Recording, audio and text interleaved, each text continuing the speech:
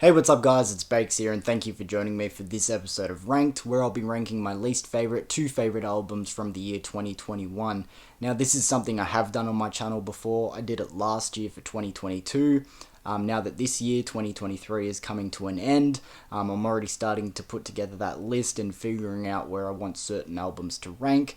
But while I had a little bit of time on my hands, I decided to do a rewind to a previous year, 2021. It was a year where I hadn't started YouTube yet, so I couldn't put a list together. But this is something that I'm looking forward to do as my channel goes on and go back and revisit previous years where I hadn't put lists together yet. But either way, before we get into my list for 2021, looking back at the year as a whole, I feel like I wasn't really blown away with the music and albums and projects that we got in 2021. Don't get me wrong, there are albums and EPs and everything that I love from that year. But as a whole, I feel like a good portion of it was just sort of average. When I look at the higher ones that I ranked towards the top of my list, particularly my top three, I find a lot of that to be some underrated stuff, whether it was just overlooked in general or it was kind of split between fans and the mainstream. I guess we'll get to those albums when we get there, but as a whole, I feel like 2021 wasn't really a year that comes to mind as something that blew me away. As I said, still plenty of projects that I love, so I'm really excited to get into this list. I have 16 albums that I'm going to be ranking here. It's a mix between full-length albums and a couple of EPs also. And I also just want to quickly say, before we get into my number 16, I've said this on my channel before, even the albums that I rank towards the bottom of this list, I still enjoy somewhat, because on my channel, I only talk about albums or pick up albums that I at least like, to some extent. So even the ones that I rank kind of low, I'm not saying that they're terrible. I like them, to a certain extent, as I said. So I just want to quickly put that in the air so everyone knows that. And let's get into this list, starting off at my number 16.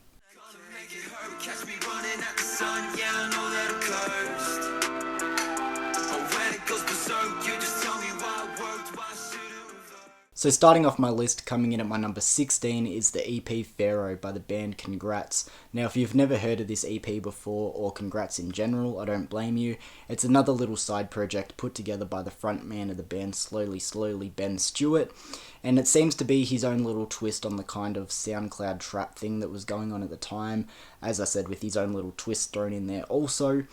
This EP has its moments, but overall I feel like it's just kind of mostly bland, especially when it comes to the sounds and instrumentals.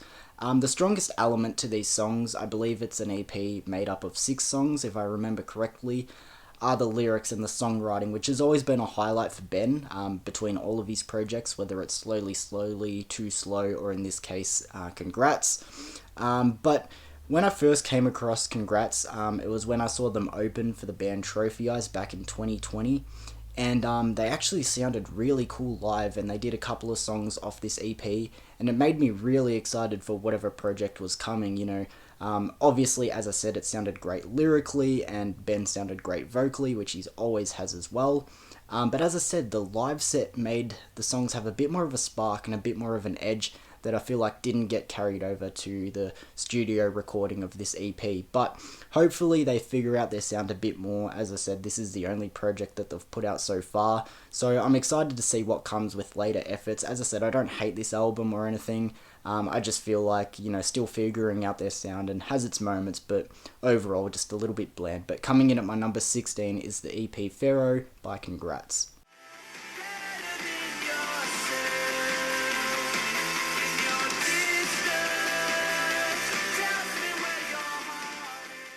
Coming in at my number 15 is the album Life in Your Glass World by the band Citizen. Over time, I've had a real on-again, off-again love with this album. When I first checked it out, I didn't really like it, just because it was so different to their previous album, As You Please, which is my favourite album by them of all time. I fucking love that album. But as time went on, I feel like I eventually understood the vibe and the style that they were going for with this album, and it grew on me enough. But even after all that said, as I said, it's really been a roller coaster. of, feels that I've had with this album. When I went back to revisit it this time for this ranking, it didn't really hit as much as I was hoping it did. As I said, I still like it enough. I feel like there's a handful of bangers, some emo dance vibes that the band has really sort of switched over to, with a little bit more of a groove compared to earlier stuff. But as I said, not quite enough to put it higher on this ranking. So coming in at my number 15 is Life in Your Glass World by the band Citizen.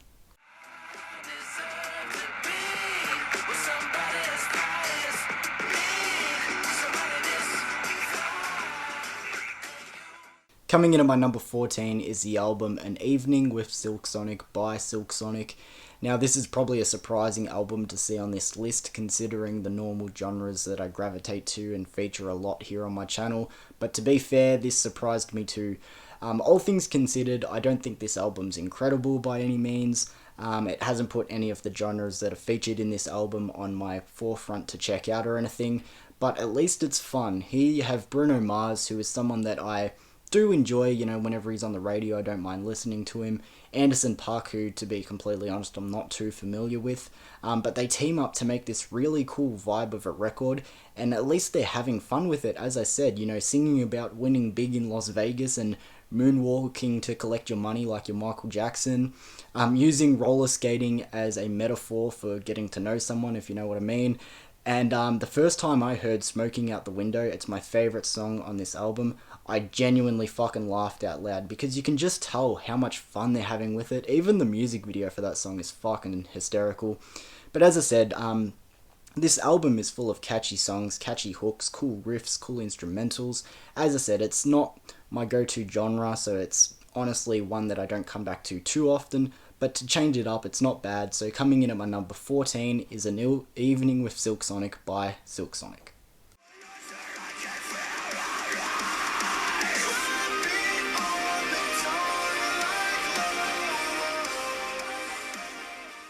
Coming in at my number 13 is the EP Somewhere Beyond the Blue by the band The Amity Affliction. Sometimes I feel a little bit weird putting an EP, especially one with only 3 songs, higher than an actual full-length album on my lists. But as I said, it's my list, so I'm going to do what I want. With only 3 songs, it still manages to pack a punch, and definitely carries a lot of what makes their full-length LPs so good. A song like Love, that's the name of the song, is incredible, and on its own, that already makes up 1/3 of the album. I'm going to keep this one real short and sharp because, as I said, it's only a short EP. Though I didn't want to put it too much higher on this list because, as I said, it only makes up 3 songs. It's still really solid. A really strong EP by the band The Amity Affliction, definitely worth checking out. Here I have at my number 13, Somewhere Beyond the Blue, The Amity Affliction.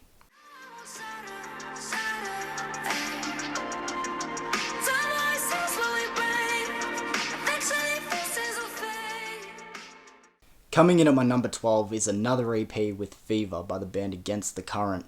Now I know I just said beforehand with the Amity Affliction they managed to pack a punch with only 3 songs, but I still prefer when an EP puts a decent amount of tracks there for you to enjoy, and I feel like with this EP it's 7 tracks and all of them are pretty good. Maybe not top tier incredible, but surprisingly solid enough, and I feel like a lot of the back catalogue is kind of underrated. I remember when this EP dropped, there was a lot of hype around it, especially with songs like Weapon and Jump, but I feel like it really does go deeper than that, and I feel like as a whole, it's a really solid effort, and it's quite addictive. The reason why it isn't higher on this ranking though, is even though the fact of it being a genuinely solid EP, as I said, I don't come back to check it out very often. I feel like it's just sort of one I kind of forget about, and you could put that down to a couple of things. One, it's an EP, and sometimes it's easier to remember full-length albums rather than a smaller EP. And also the fact I'm not too familiar with the band Against the Current. This is the only project I've ever listened to in full by the band, so it's not one that always comes to mind and I always remember to come back and check out, but every time I do, I find myself enjoying it. So yes, it's probably one that could, on proper, standard of the album be a little bit higher on this ranking, but as I said, not one I come back to too often, but I feel like it is a genuinely solid EP. So coming in at my number 12 is Fever by the band Against the Current.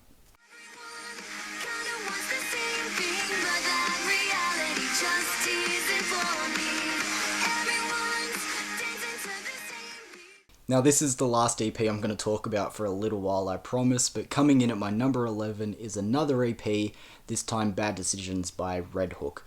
Now, first of all, Red Hook as a band I don't talk about enough here on my channel.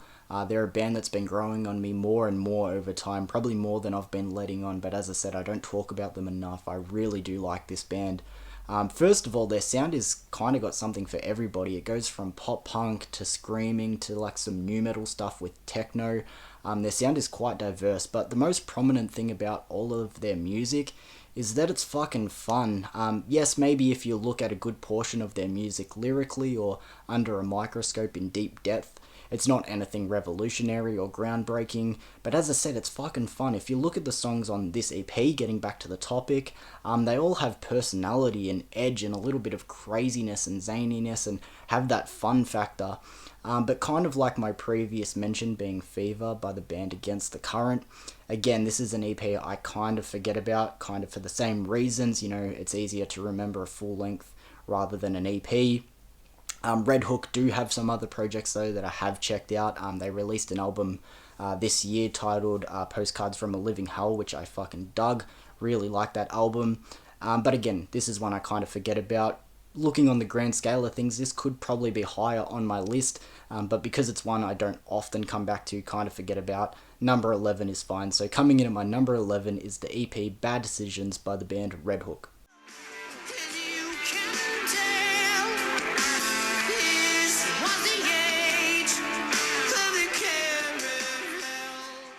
So breaking into my top 10s now and giving the EPs a little bit of a break, here I have Battle at Garden's Gate by the band Greta Van Fleet. Now this is an album that is grand in every sense of the word. Each and every song feels a little bit cinematic and has a whole sense of scale to it. This is an album that clocks in at 65 minutes, so quite a long runtime with a pretty stacked playlist as well, and each song having its own runtime be pretty long as well. I don't specifically know what type of subgenre of music to call this. I've heard people call it psychedelic rock, some people just call it rock in general, but either way, again, it's not really a genre that I normally gravitate to, but to change it up and whenever I feel like listening to something a little bit different, this is an album that I do come back to. It is a little bit long in the tooth as the album goes, and again, it being a subgenre that isn't one I particularly go to.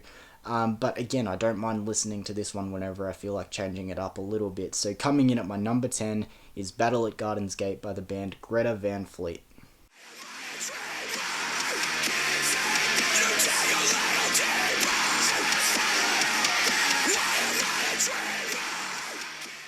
Now this next one came as a little bit of a surprise to me, and I'll get into the reasons why, but coming in at my number 9 is the album Below by the band Beartooth. Now the reason why this one was a surprise is because I genuinely think this is the weakest of the 5 albums that the band has done to date, but still I had it ranked higher than a lot of the previous mentioned albums, and I'd say because I actually kind of know a lot of the songs on this album and I listen to them quite frequently. I probably listen to this album subconsciously more than what I first thought I had, and even though, as I said, this album is probably the band's weakest effort, it still has its shining moments. I guess over time listening to this album, honestly, I've bounced on and off it. Sometimes the highs really stick out and the energy really hits and it just hits differently. But then sometimes I feel like it's a little bit lacking and a good portion of it is kind of bland and forgettable. So even though a few of the albums and EPs that I mentioned beforehand sound like I enjoy them more, and you know, in hindsight I probably do, but it's a factor of I listen to this album probably more than what I notice, and I know the catalogue from start to finish, and I've always said this, lists change over time and opinions on music and movies and whatever you like in your life change over time, so lists aren't set in stone. You know, if I did this list, you know, in a year's time this might be right down the bottom, could move up, you really don't know. But coming in at my number 9, a little bit of a surprise, is the album Below by Beartooth.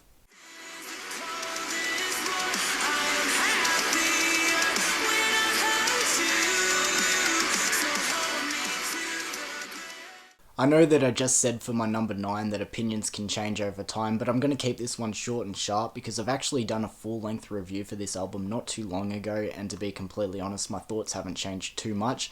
But coming in at my number 8 is the album Eternal Blue by the band Spiritbox. To sum it up, this album has plenty of highlights and aspects that are really enjoyable, especially for the band's debut. But again, it's one that I don't constantly come back to. It's very good in standards of what makes up a real good album, and what I feel like people will enjoy. It just happens to come down to it's not really my thing. Like if I was ranking this album based off, quality, this would definitely be higher. As I said, it's really impressive as a debut. It's just more so not really doing much for me in my personal taste. Now, don't get me wrong, there's plenty of songs that I fucking love off this album. I think it does a lot right. It has badass instrumentals, the vocals, which at times balance between, more simple and melodic to some really heavier stuff as well. This is a really impressive album, but as I said, I'm going to keep it short and sharp, just kind of not my personal thing. But coming in at my number 8 is the album Eternal Blue by the band Spiritbox.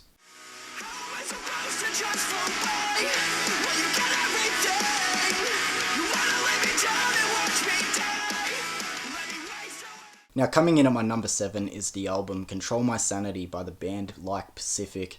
Now, this is a weird one because this is an album that I kind of underrate myself, as in every time I listen to this album I really enjoy it, but then I kind of forget how much I really enjoyed it, so then I put it on the back burner and revisit it a little bit later. So it's a bit of a weird one, but this album is a really good short, sharp example of pop-punk music leaning into heavier territory, but done right. When people think of heavy pop-punk bands, most people are going to think of A Day to Remember. It's even arguable if A Day to Remember are a pop-punk band. They call themselves the world's heaviest pop-punk band. But beside the point, I feel like Pacific are another really good example, and this album in particular. Just from memory, I think this was my first taste of the band Like Pacific, and as I said, really gave me a cool example of pop-punk music leaning into heavier territory done right. Now, as I said before, it is one that I kind of forget about and don't come back to all that often, even though I really wish I would. And don't get me wrong, it's not like it's in the greatest or the most underrated pop-punk albums of all time. I wouldn't even put it in any top 10s pop-punk related just off the top of my head. However, it is definitely solid enough. I wish I came around to it more. So coming in at my number 7 is Control My Sanity by the band Like Pacific.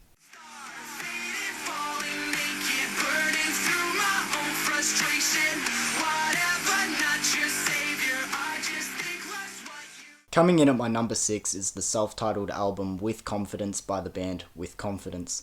Now, by all means, this is actually not a great album. Kind of like what I said earlier with Beartooth, this is probably my least favourite album by the band to date.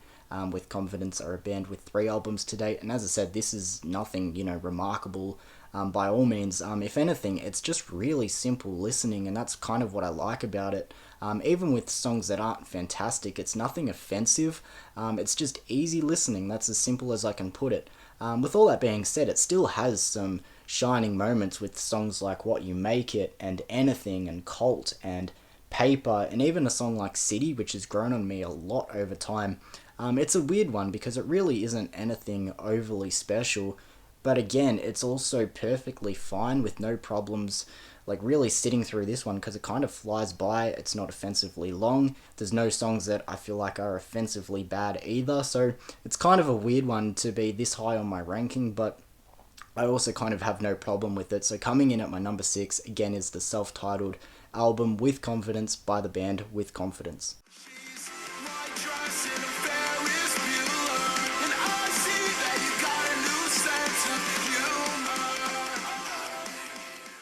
Coming in at my number 5 is the last EP with a little bit of an asterisk on it because it's technically a mixtape, but here we have Survivor's Guilt by Kenny Hoopla.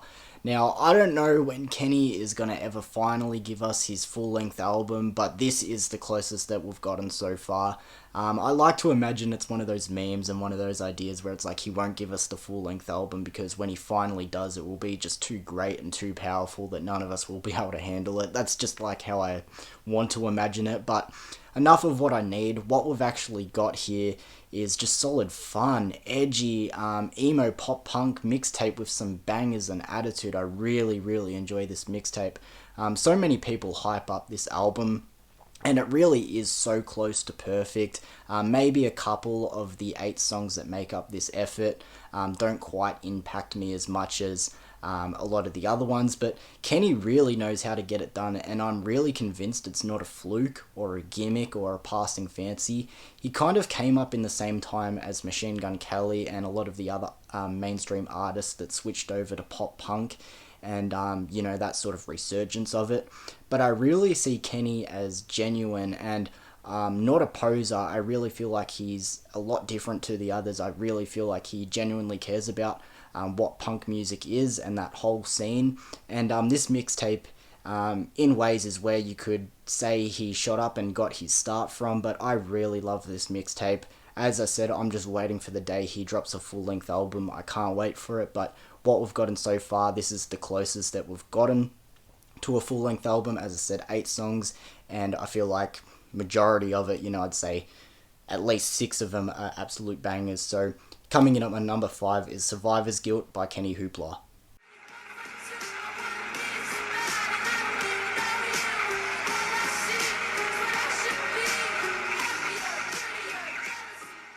Coming in at my number 4 is the debut album Sour by Olivia Rodrigo.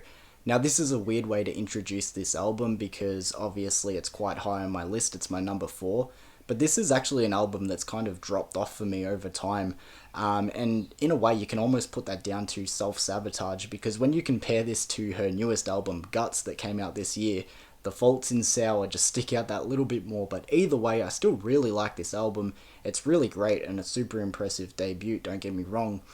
This album first got my attention by the use of pop rock instrumentals in songs like Good For You, for example, which also grabbed the attention of many others, which labelled her as bringing pop rock back to the mainstream, and it's arguable if she really did that or not. I'm not going to get into that, that's a whole can of worms in itself. But my biggest thing with this album that sort of brought it down for me is it has too many ballads, and with the overuse of ballads, some of them land, some of them don't. Obviously you have great ones like Driver's License and Deja Vu, but then you have lesser ones like Happier and Enough For You that don't really hit and stick. Some work, some don't, but either way, this album is still really impressive. I don't want to take too much away from it. Would have been higher, probably back in the year it came out, but over time sort of dropped off. As I said, you can probably put that down to self-sabotage because Guts is a great album. But for now, my number 4, Sour by Olivia Rodrigo.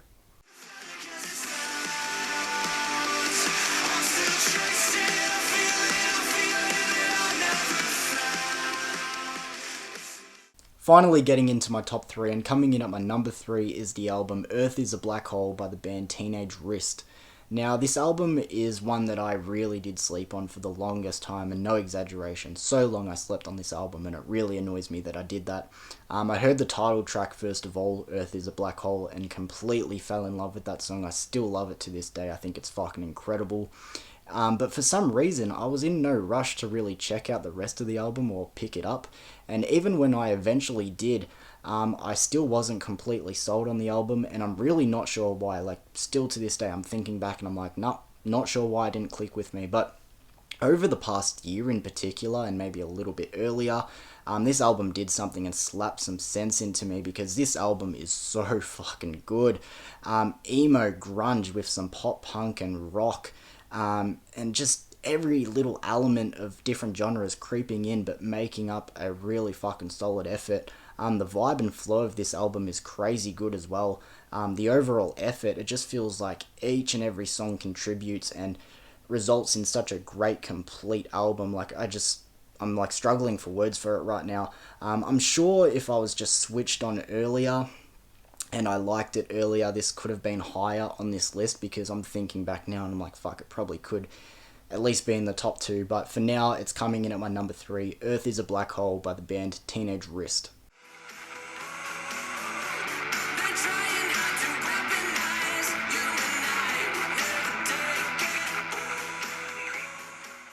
Coming in at my number 2 is the album Scaled and Icy by 21 Pilots. Now, I remember when this album came out, it was quite split with reactions when it first dropped.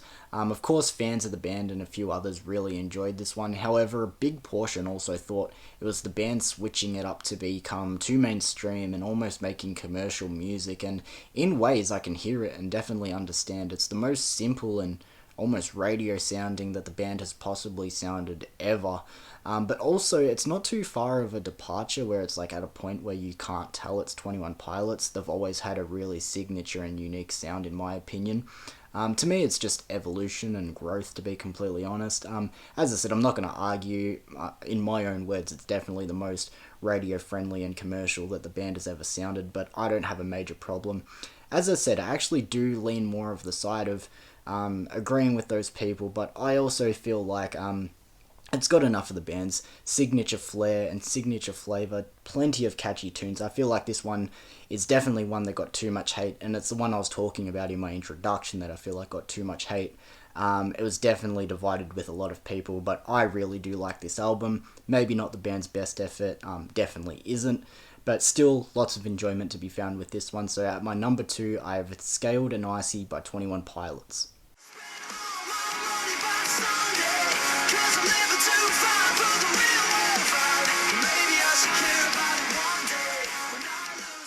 And coming in at my number 1 is the album Armageddon by the pop punk band Between You and Me.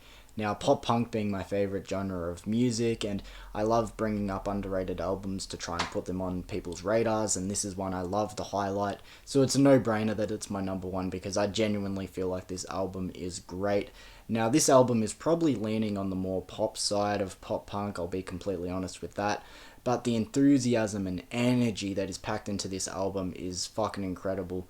I spoke about this in the past, how this is a huge step up from their debut album, Everything is Temporary, but this album is just insanely fun, super catchy. When I think of my least favourite track on this album, it still is genuinely fucking solid, and probably at a point was one of my favourite songs on the album. Like, I feel like there are no bad cuts on this album.